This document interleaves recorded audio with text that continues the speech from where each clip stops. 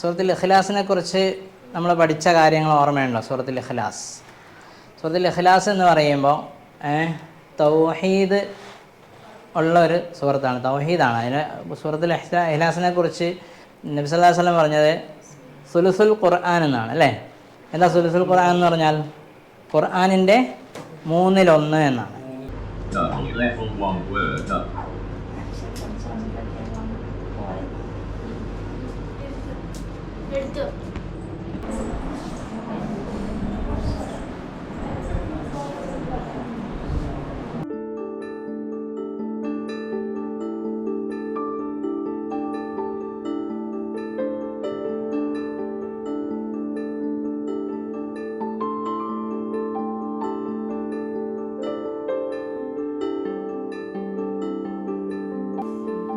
അപ്പൊ ബ്രെയില് പഠിച്ചതില്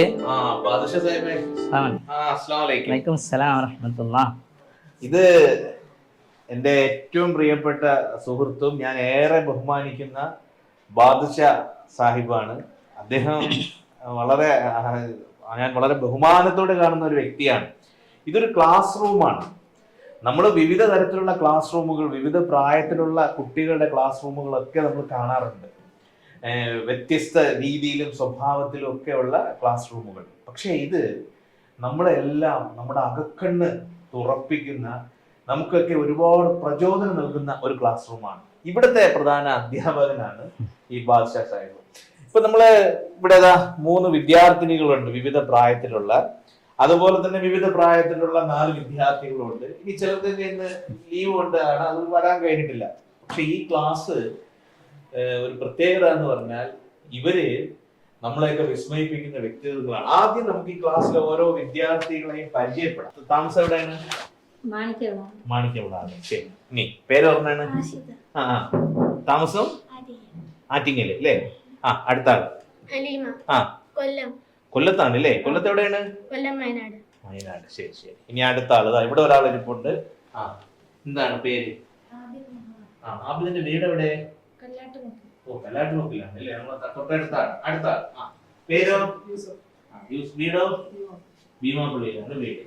ഇനി നമ്മുടെ ക്ലാസ്സിലെ വളരെ പ്രധാനപ്പെട്ട മറ്റൊരു വ്യക്തിയാണ്. നിങ്ങളുടെ പേരോ? കാരക്കാനുണ്ടാണ് അദ്ദേഹം താമസിക്കുന്നത്, നാസിറുദ്ദീൻ സാഹിബ്. പിന്നെ അടുത്ത തൗഫീഖ്, സ്ഥലം അഴീക്കോട്. തിരുവനന്തപുരം ജില്ലക്കാരുണ്ട്, കൊല്ലത്തുനിന്ന് ഒരാളുണ്ട്. ബാദ്ഷാ സാഹിബേ, നമ്മൾ ഒരുപാട് വർഷത്തെ പരിചയം നമുക്ക് തമ്മിലുണ്ട്. ഇദ്ദേഹത്തിനെ കുറിച്ച് പറയുമ്പോൾ ഒരു കാര്യം, ഇദ്ദേഹം വർഷങ്ങൾക്ക് മുമ്പ്, ഒരു 10 വർഷം മുമ്പ് ഞങ്ങൾ ഒരു ഖുർആൻ പഠന സംവിധാനത്തിലെ ഒരു വിദ്യാർത്ഥിയായിരുന്നു. അന്ന് ഇദ്ദേഹം വിദ്യാർത്ഥിയായിരുന്നു, അധ്യാപകരെ തിരുത്തുന്ന മറ്റൊരു അധ്യാപകനുമായിരുന്നു. ഇദ്ദേഹത്തിന്റെ വാപ്പ കരീം സാഹിബ്, അദ്ദേഹത്തെ ഒരിക്കലും നമുക്ക് മറക്കാൻ കഴിയില്ല. അദ്ദേഹമാണ് ഇങ്ങനെ ഒരു അധ്യാപകനെ എല്ലാവിധ ഇതും പ്രചോദനവും നൽകി പഠിച്ചവന്റെ സഹായത്തോടെ സൃഷ്ടിച്ചെടുത്തത്. ബാദ്ഷാ സാഹിബേ, ഈ ക്ലാസ് നമ്മുടെ മണക്കാട് വലിയ പള്ളിയുടെ തൊട്ടടുത്തുള്ള അസ്വബാവ് സൊസൈറ്റി ഫോർ ബ്ലൈൻഡ്സിന്റെ നേതൃത്വത്തിൽ നടക്കുന്ന ഒരു ഖുർആൻ പഠന ക്ലാസ് ആണ് അല്ലേ? അപ്പൊ ഇവിടെ നമ്മൾ ഇവരെയൊക്കെ പരിചയപ്പെട്ടു. വിവിധ പ്രായത്തിലുള്ളവരുണ്ട്. ഖുർആൻ പഠിക്കുക എന്നുള്ളത് ഏറ്റവും പുണ്യകരമായ ഒരു കാര്യമാണല്ലോ. അപ്പം എങ്ങനെയാണ് ഇവിടുത്തെ ഒരു പഠന രീതി? അക്ഷരങ്ങൾ തൊട്ടാണ് പഠിച്ചു തുടങ്ങുന്നത്. നമ്മളൊക്കെ സാധാരണ അക്ഷരങ്ങൾ അൽഫബാ തൊട്ട് തുടങ്ങുമല്ലോ. ഈ ബ്രെയിലി ഉപയോഗിച്ചിട്ടാണല്ലോ ഇവിടുത്തെ പഠനം. അതിന്റെ ഒരു തുടക്കം എങ്ങനെയാണ്? ഡോട്ടുകൾ ആണ് ബ്രെയിലി ലിപി. ബ്രെയിലി ലിപി എന്ന് പറയുമ്പോൾ ലൂയി ബ്രെയിൽ എന്ന് പറയുന്ന ഒരു ആളാണ് ഇത് കണ്ടുപിടിച്ചത്. നൂറ്റാണ്ടുകൾക്ക് മുമ്പാണ്. അപ്പോൾ അതില് 6 ഡോട്ടാണ് നമ്മൾ ഈ കാണുന്നില്ലേ? 6 ഡോട്ടുകളാണ് ഇതിൽ മൊത്തം കാണുന്നത് അല്ലേ? ഈ 6 ഡോട്ടിലാണ് നമ്മുടെ അക്ഷരങ്ങൾ, എല്ലാ ഭാഷയിലെയും അക്ഷരങ്ങൾ ക്രമീകരിച്ചിട്ടുള്ളത്. അതിന്റെ സിമ്പിൾ അവിടെ കാണാം. ഇംഗ്ലീഷും മലയാളവും, ഇംഗ്ലീഷും മലയാളവും അറബിയും ഉണ്ടല്ലോ. കാണുന്നതാണ് അറബിക്. അറബിക്കിലെ അറബി ബ്രെയിലി അലിഫിന് ഉള്ള ഡോട്ടുകൾ, പിന്നെ ഓരോന്നിന്റെയും ഡോട്ടിന് ഇവിടെ ഇതായിട്ട് കൊടുത്തിട്ടുണ്ട് അല്ലേ? അതെ. അലിഫ് എന്ന് പറഞ്ഞാൽ ഇതിൽ ഈ ഡോട്ടിന്റെ സിസ്റ്റം എന്ന് പറഞ്ഞപ്പോൾ അതിൽ കാണുമ്പോൾ മനസ്സിലാവുന്നുണ്ടല്ലോ. 1 2 3 4 5 6 ആണ്. അപ്പൊ ഇടതുവശത്ത് 1 2 3 വലതുവശത്ത് 4 5 6 ആണ്. അതിൽ ഒന്നാമത്തെ ഡോട്ട് മാത്രം ഇടുമ്പോഴാണ് അലിഫ് ആകുന്നത്. അത് 1 ഉം 2 ഇട്ട് കഴിഞ്ഞാൽ ബ. അങ്ങനെ ഡിഫറെന്റ് ആയിട്ട് മനസ്സിലായില്ലേ? മനസ്സിലാകാൻ പറ്റുന്നുണ്ടല്ലോ. ഇപ്പൊ അദ്ദേഹം പറഞ്ഞ കാര്യം നമ്മൾ ഇതിൽ ശ്രദ്ധിച്ചാൽ മനസ്സിലാവും. അലിഫിന്റെ ഇവിടെ 6 ഡോട്ടുകൾ ഇട്ടിട്ടുണ്ട്. അതിൽ 6 ഡോട്ടിന്റെ അവിടെ 1 കറുപ്പിച്ചിട്ടുണ്ട്. അങ്ങനെ ഇട്ടാലാണ് അലിഫാവും. അതാണ് അലിഫ്. അല്ലേ?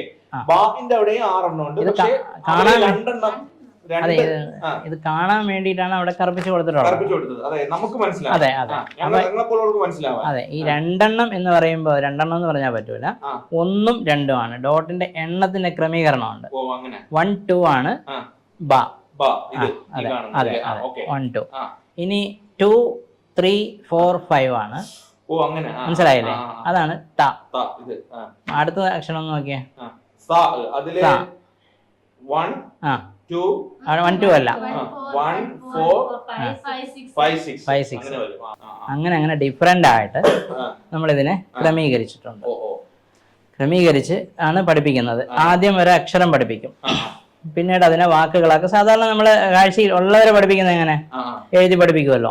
അതേപോലെ തന്നെ അക്ഷരങ്ങൾ പഠിപ്പിച്ച് വാക്കുകളാക്കി, വാക്കുകൾ പഠിപ്പിച്ചു. എന്നിട്ട് അത് കഴിഞ്ഞതിന് ശേഷം ഇങ്ങനെ ഒരു സംവിധാനം കൂടെ ഉണ്ട്. അതെ, ഇത് എങ്ങനെയാണ് ശരിക്കും? പേപ്പർ വെച്ചിട്ടുണ്ട്. ഇതിപ്പോ എഴുതിയ പേപ്പറാണ്. മനസ്സിലായില്ലേ? എഴുതിയ പേപ്പറാണ്. ഇതിൽ നമുക്ക് എഴുതാൻ ഇനിയും സ്ഥലമുണ്ട്. അപ്പൊ നമുക്കൊരു കാര്യം ചെയ്യാം. ഇതിപ്പോ ഇങ്ങനെ വെച്ചു, പേപ്പർ വെച്ചു, എന്നിട്ട് ഇതിങ്ങനെ അടച്ചു കഴിഞ്ഞപ്പോഴത്തേക്കും എന്തായി? ലോക്കായി. അതിന് എന്നിട്ട് നമ്മൾ ഇങ്ങനെ എഴുതുന്നു. അപ്പൊ ഇതുവരെ നമ്മൾ എഴുതിയിട്ടുണ്ട്, അതറിയാൻ പറ്റും നമുക്ക്. അടച്ചിട്ട് ഇങ്ങനെ ടച്ച് ചെയ്ത് നോക്കുമ്പോഴത്തേക്കും അറിയാൻ പറ്റും ഏത് വരി വരെ എഴുതിയിട്ടുണ്ടെന്നുള്ളത്. എന്നിട്ട് അതിൻ്റെ താഴെ എന്ത് ചെയ്യും? ഈ രീതിയിലാണ് നമ്മൾ എഴുതുന്നത്. 1 2 3 4 5 6. ഇപ്പോൾ ഫുൾ ഡോട്ടും ഇട്ടിട്ടുണ്ട്. അപ്പോൾ അടുത്ത് ഞാൻ ചെയ്യുന്നത് എന്താ? അടുത്ത ഒരു സെല്ല് വിട്ടിട്ട് ഞാൻ അലിഫ് മാത്രം എഴുതി. അടുത്ത് ബ മാത്രം എഴുതി. 1 2 എഴുത്ത് പഠിപ്പിക്കുന്ന ഇങ്ങനെയാണ്. ഇനി എഴുതുമ്പോൾ ഇങ്ങനെ വന്നല്ലോ, ഇപ്പൊ ഇവിടെ വെച്ചിട്ട് എഴുതി. അപ്പൊ ഇവിടെയാണ് ആ ലെറ്റർ പതിയുന്നത്, അടിയിലോട്ടാണ് പതിയുന്നത്. അപ്പൊ നമ്മൾ എടുത്തു വെച്ചിട്ട് വായിക്കുമ്പോൾ ഈ പേപ്പറിനെ മറിച്ച് വെച്ചിട്ടാണ് വായിക്കേണ്ടത്. ഇങ്ങനെ ഇരിക്കുന്ന പേപ്പർ ഇങ്ങനെ വരുമ്പം ഇടത്തുനിന്ന് വലത്തോട്ട് വായിക്കും. എല്ലാ ലിപിയും ഇടത്തുനിന്ന് വലത്തോട്ടാണ് വായിക്കുന്നത്. അല്ല, നമ്മൾ സാധാരണ അറബിക്ക് വലത്തുനിന്ന് ഇടത്തോട്ടാണല്ലോ എഴുത്ത്. അതെ, സാധാരണ അറബി ലെറ്ററിന്റെ രൂപം. അതെ, മലയാളം ഇടത്തുനിന്ന് വലത്തോട്ടാണ്, ഇംഗ്ലീഷും അതുപോലെ തന്നെ ഇടത്തുനിന്ന് വലത്തോട്ടാണ്. അതെ. അപ്പൊ ഈ ബ്രെയിലിലെ അതിന്റെ ഒരു പ്രത്യേകത എന്താ? ഇത് നമ്മളിപ്പോ ഇവിടെ നിന്ന് ഇങ്ങനെ എഴുതുമ്പോ ഈ എഴുതുന്നത് താഴോട്ടാണല്ലോ വീഴുന്നത്. കുത്തു വീഴുന്നത് താഴോട്ടാണ്, ഡോട്ട് വീഴുന്നത്. അപ്പൊ ഇവിടെ നിന്ന് വലത് ഭാഗത്താണ് 1 വരുന്നത്. തിരിച്ച് ഇങ്ങനെ വെച്ചാണ് നമ്മൾ വായിക്കുന്നത്. വായിക്കുമ്പോഴത്തേക്ക് എന്ത് വരും? ഇടത് ഭാഗത്തായി മാറും. ഇംഗ്ലീഷ്, മലയാളം, എല്ലാ ഭാഷയും വായന ഇടത്തുനിന്ന് വലത്തോട്ടും എഴുത്ത് വലത്തുനിന്ന് ഇടത്തോട്ടും. മലയാളത്തിലും ഇതേപോലെ ഡോട്ട് കാണുന്നുണ്ടല്ലോ. മലയാളം സംബന്ധിച്ചുള്ള 51 അക്ഷരങ്ങൾ. അതെ, അത് കുറച്ചുകൂടെ പ്രയാസമായിട്ട് തോന്നുന്നു പഠിക്കാൻ. അതില് 65-ൽ പരം സിസ്റ്റത്തില് അല്ലെ, 65-ൽ പരം സിസ്റ്റമായിട്ട് നമുക്ക് ഇതിനെ മാറ്റാൻ പറ്റും. പിന്നെ അബിത കത്തബ കത്തബ കേൾക്കുമ്പോൾ മനസ്സിലാവണല്ലോ. കത്തബ.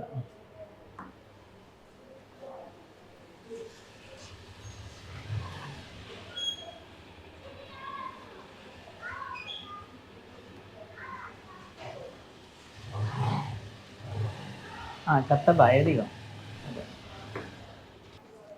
എടുക്ക്.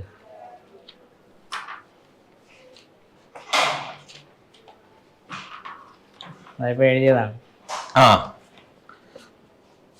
കത്തബ. ഇവിടെ കത്തബ എഴുതി തെറ്റിയിട്ടുണ്ട്. അപ്പോൾ അടുത്ത് വീണ്ടും എഴുതിയിരിക്കും കത്തബ. അപ്പം ഇത് അക്ഷരം പഠിപ്പിച്ച് വാക്കുകളിലൂടെ പിന്നെ ഖുർആൻ തുടങ്ങും. ഇപ്പൊ ഇതിലധികം ആളുകളും പിന്നെ അക്ഷരം പഠിച്ചുകൊണ്ടിരിക്കുന്നവരുണ്ട്, ഖുർആൻ എന്ത് ചെയ്യുന്നുണ്ട്, വായിക്കുന്നവരും ഉണ്ട്. പിന്നെ ഇപ്പൊ ഹിഫ്ള് ചെയ്യുന്നവരുണ്ട്. ഇപ്പൊ തൗഫീഖിനെ പോലുള്ളവരൊക്കെ ഏകദേശം 3 ജുസോളം ഹിഫ്ളായ ആളുകൾ. മൂന്ന് ഖുർആനിലെ 3 ഭാഗങ്ങൾ ജുസ് മനപ്പാടമാണ്. വളരെ വളരെ വലിയൊരു സൽക്കർമ്മമാണ് അത് കേട്ടോ തോഫീക്ക്. കാരണം ഞങ്ങൾക്കൊന്നും 3 ജുസ് മനപ്പാടമില്ല. ഞാൻ പഠിച്ചിരിക്കുന്ന സൂറത്ത് ഹഷറാണ്.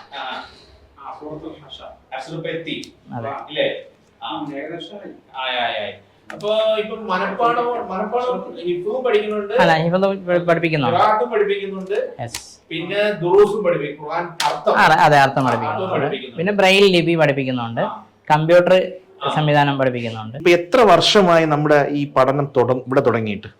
ഇവിടെ നമ്മൾ ഈ സ്ഥാപനം, ഈ അക്കാഡമി പ്രവർത്തനം തുടങ്ങിയിട്ട് 1 വർഷം 1.5 വർഷം ആകുന്നതേ ഉള്ളൂ.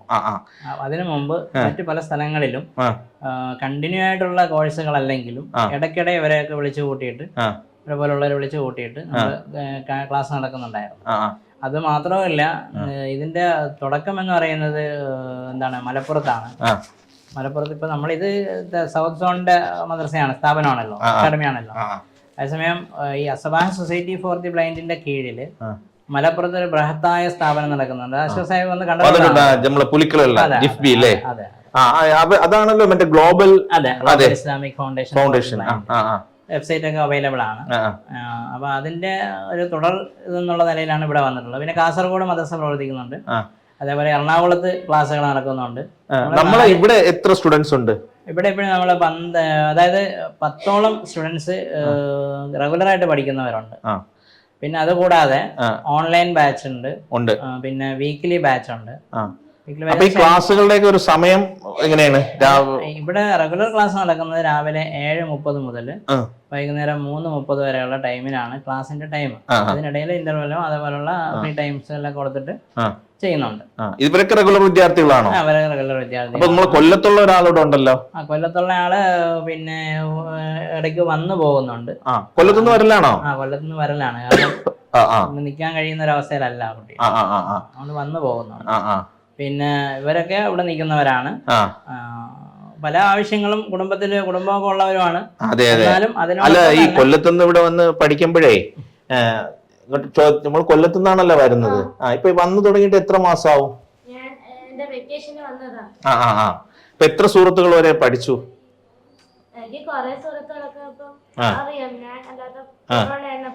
ഓൺലൈൻ ബാച്ചിൽ ഞാൻ പഠിച്ചിട്ടുണ്ടായിരുന്നു.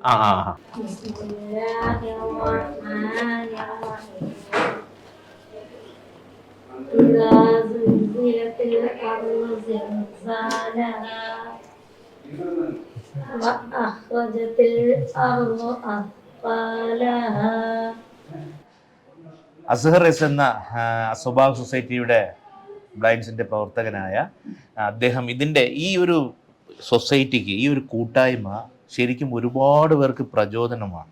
കേരളത്തിൽ നിന്നല്ല, ലോകത്ത് തന്നെ. പലപ്പോഴും സഹതാപത്തിൻ്റെയും ഒരുതരം ദൈന്യതയുടെയും ഒക്കെ പ്രതീകമായിട്ടാണല്ലോ ഈ കാഴ്ച ഇല്ലാത്തവരെയും കാഴ്ച കുറവുള്ളവരെയൊക്കെ നമ്മളെ മാധ്യമങ്ങളും സിനിമകളും സാഹിത്യമൊക്കെ അവതരിപ്പിച്ചു വരുന്നത്. തീർച്ചയായിട്ടും. അപ്പൊ ഇങ്ങനെ ഒരു സൊസൈറ്റിയുടെ രൂപം കൊണ്ട ഒരു പശ്ചാത്തലം എന്തായിരുന്നു? അത് ഞങ്ങള് 2002 കാലഘട്ടത്തിൽ 2001-2 കാലഘട്ടത്തിൽ ഞങ്ങൾ MAക്ക് കാര്യവട്ടം ക്യാമ്പസിൽ പഠിക്കുന്ന സമയമാണ് ഈ ഒരു Kerala federation of the blind എന്ന് പറഞ്ഞൊരു സംഘടന മുമ്പുണ്ടായിരുന്നു. അപ്പോൾ ഞങ്ങൾ എല്ലാവരുമായിട്ടും വലിയൊരു പരിചയവും സംവിധാനവും ഉണ്ടാകാൻ വേണ്ടി ഈ ഒരു ഇത് സഹായിച്ചിട്ടുണ്ട്. അപ്പോൾ ഞങ്ങൾ നമ്മുടെ ഈ ഒരു എല്ലാവരുമായിട്ടും സംസാരിക്കുകയും സഹകരിക്കുകയും ചെയ്യുമ്പോൾ മറ്റ് സമുദായങ്ങൾക്ക് അവരുടെ മതവിശ്വാസങ്ങൾക്കും ആരാധനകൾക്കും ഉള്ള എല്ലാ സംവിധാനങ്ങളും ഉണ്ടായിട്ടുണ്ടായിരുന്നു ക്രിസ്തീയ ഹിന്ദു സമുദായങ്ങളിലെ സഹോദരങ്ങൾക്ക്.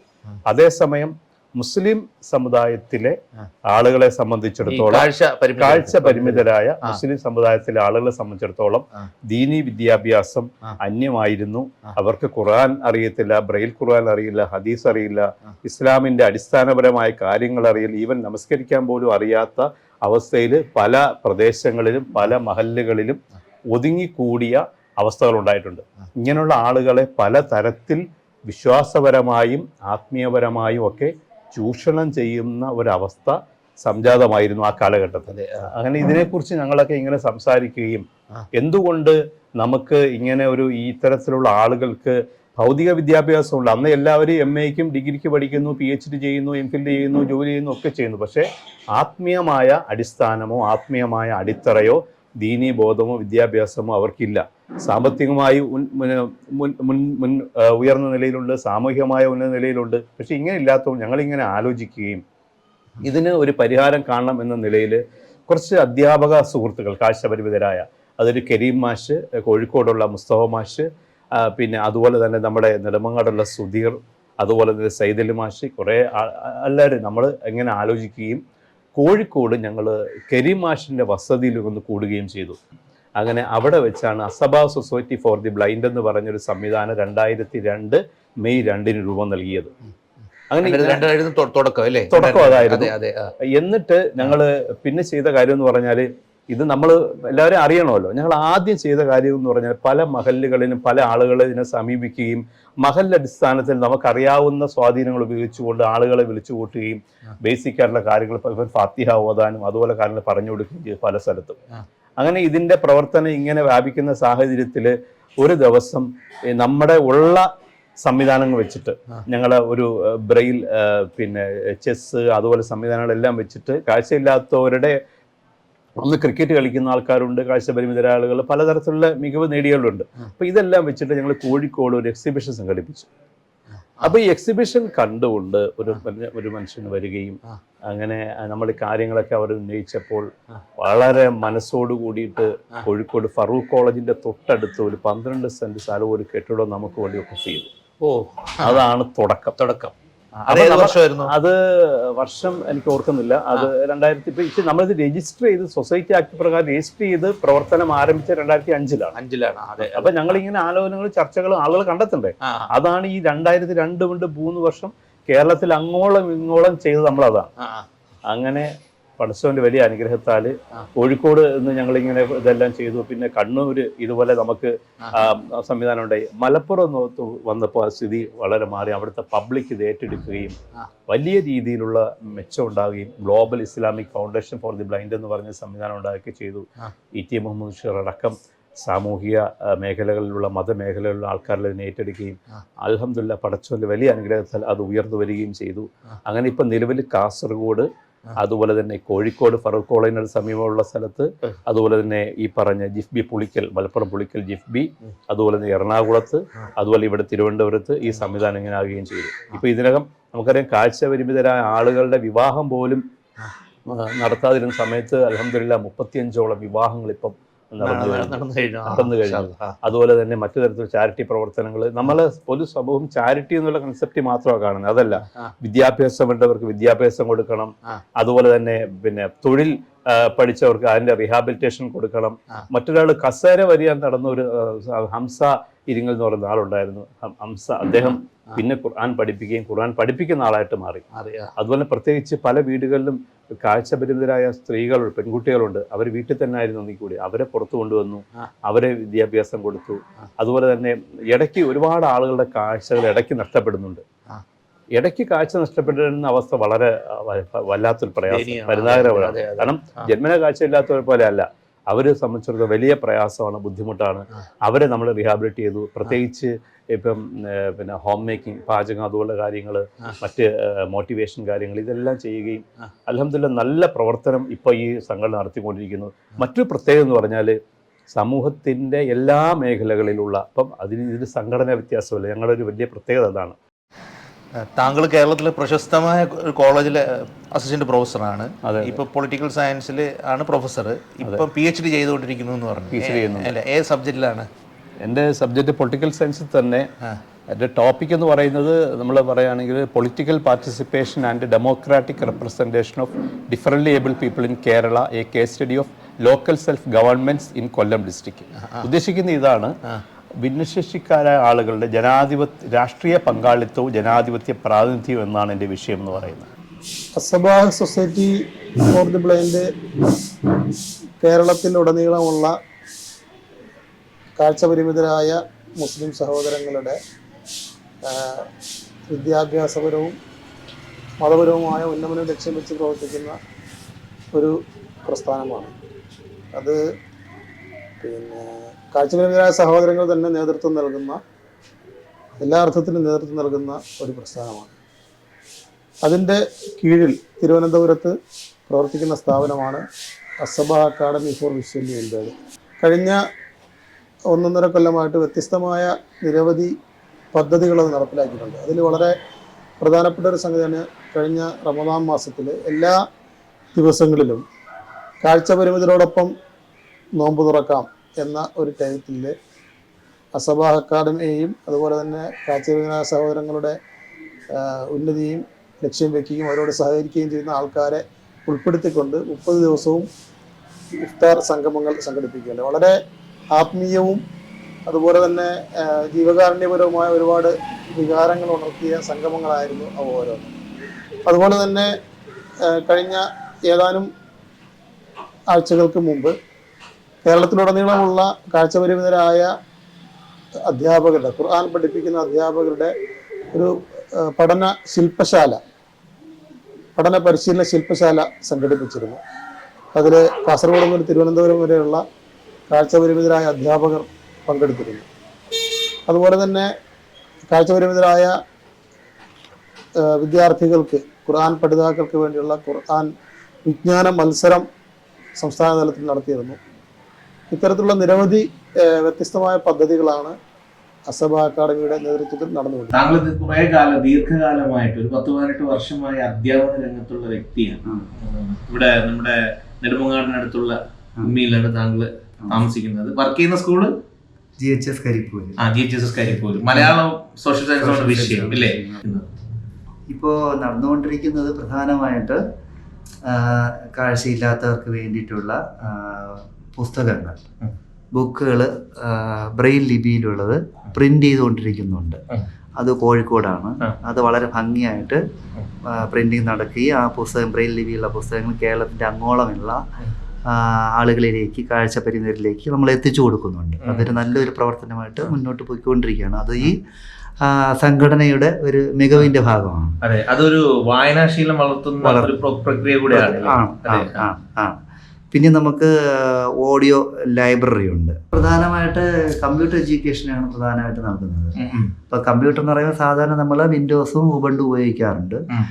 ഈ 2 ആപ്ലിക്കേഷൻ സോഫ്റ്റ്വെയറുകൾ വഴിയും നമ്മൾ ഇപ്പോൾ ഈ പഠിതാക്കൾക്ക് ഇതിൻ്റെ ട്രെയിനിങ് കൊടുക്കുന്നുണ്ട്. അപ്പോൾ അതിൽ നമ്മൾ ഓർക്ക എന്ന് പറയുന്ന ഒരു സോഫ്റ്റ്വെയർ ഉണ്ട്.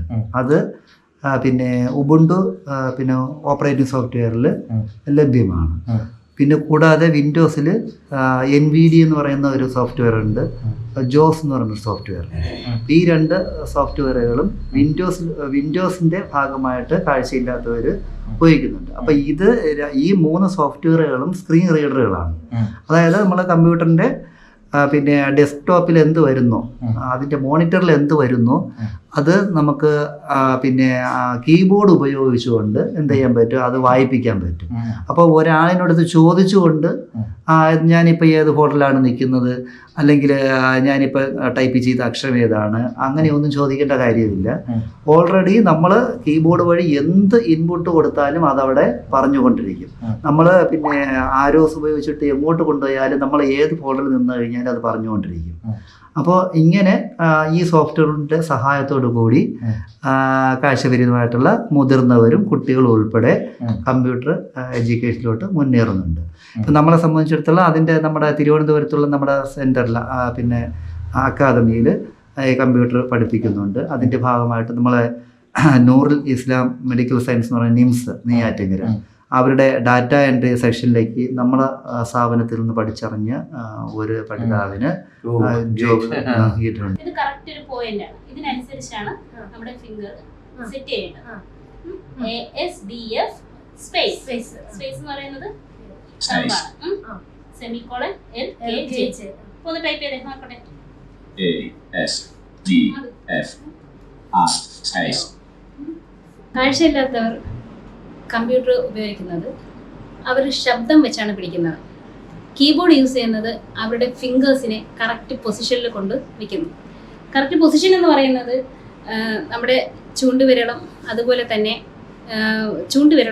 അതുപോലെ ലിറ്റിൽ ഫിംഗറും കറക്റ്റ് ഒരു പൊസിഷനിൽ വെക്കുന്നു. അപ്പോൾ ഇതിന് ASDF സെമിക്കോളൻ LKJ എന്ന് പറയുന്ന രീതിയിൽ, അപ്പോൾ F എന്ന് പറയുമ്പോൾ ഇടത് കൈയിലെ ചൂണ്ടുവിരലും, അതുപോലെ LKJ എന്ന് പറയുമ്പോൾ വലത് കൈയിലെ ചൂണ്ടുവിരലും കറക്റ്റാ ഒരു പൊസിഷൻ കറക്റ്റ്. ഇവർക്ക് അറിയുന്നതിന് കണക്കായിട്ട് തന്നെ ഒരു മാർക്ക് അതിൽ കൊടുത്തിട്ടുണ്ട്. ആ മാർക്കിനനുസരിച്ച് വിരലുകൾ അവിടെ വെക്കുകയാണ്. അതിനനുസരിച്ച് കൈ അങ്ങോട്ടും ഇങ്ങോട്ടും മാറാതെ വിരലുകൾ മാത്രം ചലിപ്പിച്ചുകൊണ്ട് ടൈപ്പ് ചെയ്യാനും അതുപോലെ എല്ലാ കീസും എടുക്കാനും ടാബ് കീയുടെ ഉപയോഗം പ്രത്യേകം ഇവർക്ക് നല്ല രീതിയിൽ ചെയ്ത് ഓരോ ഫംഗ്ഷനിൽ ഓരോ മെനുവിലോട്ട് പോകാനും സാധിക്കുന്നു. അതുപോലെ മറ്റു കാര്യം എന്ന് പറയുന്നത് എസ്കേപ്പ് കീ ഉപയോഗിച്ച് ബാക്കിലോട്ട് പോകുന്നതിന് ഇവർ മൗസ് എന്ന് പറയുന്നത് ഇവർ ഉപയോഗിക്കുന്നില്ല. മൗസ് ഉപയോഗിക്കേണ്ട ആവശ്യമില്ല, എല്ലാം കീബോർഡിലൂടെയാണ് ചെയ്യുന്നത്. ഇപ്പോൾ ഒരുപാട് പുസ്തകങ്ങൾ പ്രസിദ്ധീകരിച്ചിട്ടുണ്ട്. ഇത് അവർ പ്രസിദ്ധീകരിച്ച ഒരു പുസ്തകമാണ് ഇമാം ഷാ വലിയുള്ള ദഹ്ലവിയുടെ 40 ഹദീസുകളുടെ ട്രാൻസ്ലേഷനാണ്. നമ്മുടെ തിരുവനന്തപുരംകാരനായ അബ്ദുൽ മജീദ് നദിവിയാണ് ഇത് ട്രാൻസ്ലേഷൻ ചെയ്തിരിക്കുന്നത്. അപ്പൊ ഇത് ബ്രെയിലിയിൽ പ്രസിദ്ധീകരിച്ചിട്ടുണ്ട്, ബ്രെയിലിയിലാണ് പ്രസിദ്ധീകരിച്ചിരിക്കുന്നത്. അതുപോലെ തന്നെ നിരവധി പുസ്തകങ്ങൾ, APJ അബ്ദുൽ കലാമിന്റെ അഗ്നിച്ചിറകുകൾ, അതുപോലെ തന്നെ എൻ്റെ ഒരു പുസ്തകം തന്നെ ബ്രെയിലിയിൽ വന്നിട്ടുണ്ട്, സ്വപ്നങ്ങളിൽ നിന്നൊരാൾ മനുഷ്യനെ തൊടുമ്പോൾ എന്നുള്ള പുസ്തകം. പിന്നെ ഇവിടെ തന്നെ ഖുർആന്റെ വിവിധ കോപ്പികളാണ്. പിന്നെ നമ്മുടെ ബാദുഷാ സാഹിബ് ഈ അദ്ദേഹത്തിന്റെ കൈകൊണ്ട് തന്നെ തയ്യാറാക്കിയ അമ്മ ജ്യൂസ് ഉണ്ട് അല്ലേ ബാദുഷാ സാഹിബിന്? ഇതാണല്ലോ അല്ലേ? ഇതല്ലേ? ഇതാണ്. ഇതിന്റെ പ്രത്യേകത എന്താണ് ബാദുഷാ സാഹിബ്? ഇത് ഞാന് എനിക്ക് ഫസ്റ്റ് ബ്രെയിലിനെ കുറിച്ച് അറിയാൻ തുടങ്ങുന്ന സമയത്താണ്. ഫസ്റ്റ് ബ്രെയിൽ പഠിച്ച് കഴിഞ്ഞ് ഒരാഴ്ചത്തെ ക്യാമ്പ് നടത്തിയതിന് ശേഷം സ്വന്തമായിട്ട് ഞാൻ 2-3 മാസം കൊണ്ട് പേജ് 2 പേജ് 3 പേജൊക്കെ വെച്ചിട്ട് ദിവസവും ബ്രെയിലി ബോർഡ് വെച്ച് ഉപയോഗിച്ചിട്ട് കൈകൊണ്ട് എഴുതി തയ്യാറാക്കിയതാണ് നബഹ് മുതൽ നാസ് വരെ ഞാനിത് ചെയ്തു. ബൈൻഡ് ചെയ്തതും സ്വന്തം തന്നെയാണ്. 4 ബാച്ചുകളായിട്ടാണ് ഇപ്പോൾ ഇവിടെ ക്ലാസ്സുകൾ നടക്കുന്നത്. ഒന്ന് ഓൺലൈൻ ബാച്ചുണ്ട്, മറ്റൊന്ന് മാസം, അതായത് എല്ലാ മാസവും സെക്കൻഡ് സാറ്റർഡേ ഉള്ളത് മന്ത്ലി ബാച്ച്, വേറൊന്ന് വീക്ക്ലി ബാച്ച്, പിന്നെ ഡെയിലി ബാച്ച്. ഇങ്ങനെ 4 ബാച്ചുകളായിട്ട് നടക്കുന്നത്. പ്രായഭേദമന്യേ സ്ത്രീ പുരുഷ വ്യത്യാസമില്ലാതെ തന്നെ കാഴ്ചാ പരിമിതി മാത്രം മുൻനിർത്തിക്കൊണ്ട് അവർക്ക് ആവശ്യമായ തരത്തിലുള്ള എല്ലാ സപ്പോർട്ടും, പഠനം, ഒപ്പം അവരുടെ സാമൂഹികമായ ബന്ധങ്ങൾ ഊട്ടിയുറപ്പിക്കുന്നതിനുള്ളതും അവരുടെ വ്യത്യസ്ത കഴിവുകളെ പ്രോത്സാഹിപ്പിക്കുന്നതിന്, അങ്ങനെ ഏതെല്ലാം തരത്തിൽ അവർക്ക് സപ്പോർട്ട് കൊടുക്കാൻ കഴിയുമോ അത്തരത്തിലുള്ള എല്ലാ സപ്പോർട്ടും വിവിധ മേഖലകളിലുള്ളവരെ കൊണ്ടുവന്നും വ്യത്യസ്ത മേഖലകളിൽ കഴിവ് തെളിയിച്ചവരെ കൊണ്ടുവന്ന് അവരുമായി മോട്ടിവേറ്റ് നടത്തുക, ഇങ്ങനെ അവരെ കൂടുതൽ പരിപോഷിപ്പിക്കാൻ വേണ്ടിയുള്ള എല്ലാ പരിശ്രമവും ഈ അക്കാദമിയിൽ നിന്നും നമ്മൾ നൽകി വരുന്നുണ്ട്.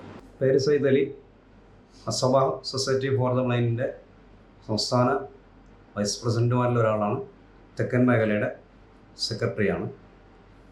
ഞാൻ മദ്രസയിലൊക്കെ പഠിച്ചിട്ടുണ്ട്. നമ്മുടെ സുഹൃത്തുക്കളുമായിട്ട് ബന്ധപ്പെട്ടപ്പോൾ അവർ പലരും മദ്രസയിൽ പഠിക്കാൻ കഴിയാത്ത, നിസ്കാരവുമായി ബന്ധപ്പെടാൻ അങ്ങനെയൊന്നും അറിയാത്തൊരു സാഹചര്യം കണ്ടു. അപ്പോൾ നമ്മുടെ സുഹൃത്തുക്കളായി, പ്രത്യേകിച്ചും നമ്മുടെ Asaba academy director Nadvi Sahib, advocate Shanavas, അങ്ങനെയുള്ളവരുമായി സംസാരിച്ചപ്പോൾ അതിനൊരു തുടക്കമെന്നുള്ളക്ക് പല ഭാഗങ്ങളും, തിരുവനന്തപുരത്തിൻ്റെ പല ഭാഗങ്ങളും, ഇസ്ലാമിക് സെൻറ്ററിലും ഒക്കെ ഉൾപ്പെടെയുള്ള പല ഭാഗങ്ങളിലും പള്ളികളിലും മദ്രസകളിലൊക്കെ കേന്ദ്രീകരിച്ച് നമ്മൾ ഇങ്ങനെ തിരുവനന്തപുരത്തിൻ്റെ പല ഭാഗങ്ങളിൽ നിന്നുള്ള ആളുകളെ സംഘടിപ്പിച്ച് കൊണ്ടുപോയി ക്ലാസ് എടുത്തിട്ടുണ്ടായിരുന്നു. പിന്നെ അത് തിരുവനന്തപുരം വിട്ട് കൊല്ലം, ആലപ്പുഴ, എറണാകുളം, അങ്ങനെ അങ്ങനെ കേരളത്തിൻ്റെ പല ഭാഗങ്ങളിലും അങ്ങനെ നമ്മൾ എത്തിപ്പെട്ടു. മോള് 2 വർഷം കൊണ്ട് ഇവിടെ അസബയിൽ പഠിക്കാൻ വരുന്നുണ്ട്. നല്ല ക്ലാസ്സാണ്. ഉസ്താദും ബാക്കിയുള്ള ടീച്ചേഴ്സും എല്ലാം നല്ലതുപോലെ നല്ല കെയർ ചെയ്യുന്നുണ്ട്. ഓൺലൈൻ ക്ലാസ്സാണ് തോനെ, സ്ഥിരമായിട്ട് കൊണ്ടുവരാൻ പറ്റത്തില്ല. അലീമ ഇപ്പം സ്കൂളിലാണെങ്കിൽ പ്ലസ് 2 ആവാൻ പോകുന്നു. പിന്നെ മദ്രസ പഠനം ഓൺലൈനായിട്ട് ഉണ്ടായിരുന്നു. ഇപ്പോൾ അസബാഹിൻ്റെ ഇവിടെ വന്ന് നമുക്ക് അക്ഷരങ്ങളൊക്കെ ബ്രെയിലൊക്കെ പഠിക്കാൻ തുടങ്ങി, ഖുർആൻ ഓതാൻ തുടങ്ങി, കമ്പ്യൂട്ടർ നോക്കാൻ തുടങ്ങി. അതൊക്കെ നല്ലൊരു ഇമ്പ്രൂവ്മെൻ്റ് ആണ് എല്ലാത്തിലും. ഞങ്ങൾ ഭയങ്കര സന്തോഷമാണ് പഠിക്കാൻ തുടങ്ങിയല്ലോ എന്ന്. ആകാശമേലാപ്പും അമ്പിളിയും 1000 താരകളും 6 മണലും മലനിരയും ആരി വിധത്തിൽ പടച്ചു വെച്ചു, ആരി വിധത്തിൽ പടച്ചു വെച്ചു. അല്ലാഹുവിൻ്റെ കാരുണ്യസാരം അവനൊരാൾക്കേ പരമാധികാരം.